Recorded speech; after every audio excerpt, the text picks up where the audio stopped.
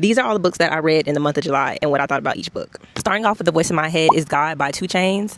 I give this book a 10 out of 10. I really loved it. I feel like 2 Chainz did a really good job of picking one life lesson and then picking defining moments across his life, explaining how that same lesson applied to each moment in his life. Lesson within this book is the concept that if you ever had a voice in your head telling you to do something or to not do something, or a feeling of intuition that really just wasn't intuition, that was actually God speaking to you and through you in those moments. And I feel like he did a really good job of picking great points in his life to get that idea across. And then also too, I just feel like it was really entertaining. I got to know a lot about him. It was very detailed and it wasn't just a boring celebrity memoir. I feel like it was just a really good job. I also read this book while listening to the audiobook, and I love that in audiobook he also included skits. So say you hear him talking about getting robbed or talking about pulling up in a car or something like that, you can hear footsteps, you can hear tires screeching and stuff like that. So I really love that about this book. Next book that I read was Relentless. This book is written by Tim Grover. Tim Grover is a physical trainer and he trained people such as Michael Jordan and Kobe Bryant and Dwayne Wade. And it talks about what it means to have that dog mentality, what it means to really have a goal and do anything to reach that goal.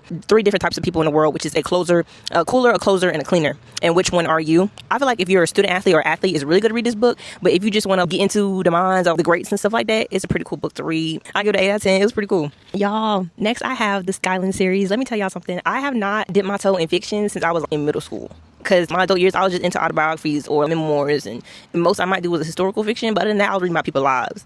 I didn't really take a chance on fiction or any type of fiction books because that just wasn't what I was interested in. But I started the Skyland series, and let me say one thing. Miss Kennedy Ryan, transcending the game, sister. Thank you. Before I let go, 10 out of 10. No notes. I loved it. This book follows the story of Yasmin and her ex-husband Josiah, and it's a second chance romance. It talks about mental health. It talks about depression. There's also some trigger warnings in there if you experience a certain type of loss or any losses in general. So I just really love this book. I feel like it was a little spicy. It was a great romance story, and it just had me rubbing my toes together. It was just so cute. I really love this book. So 10 out of 10, my favorite book out of the Skyland series. And if you want to try your chance on romance or drama and stuff like that, I would definitely pick this up. This Could Be Us, the second book out of the Skyland series. This was juicy. This was messy. And I really loved it. I feel like she did a really good job. First of all, I think Kennedy Ryan does a great job of just detailing the characters in general. I feel like she does a great job of making characters feel personable and viewing them in their whole selves and stuff like that and giving us enough background on the characters. So I really love this book. This is my second favorite out of Skyland series. And this follows Soledad and what she knew of her life is uprooted from her and how she goes on a journey to rediscover herself, rediscover her purpose, her talents, her passions, and also letting love find her along the way. So I really love this book. Like I said, no notes. I give it a 9 out of 10. Let me say one thing. Judah Cross.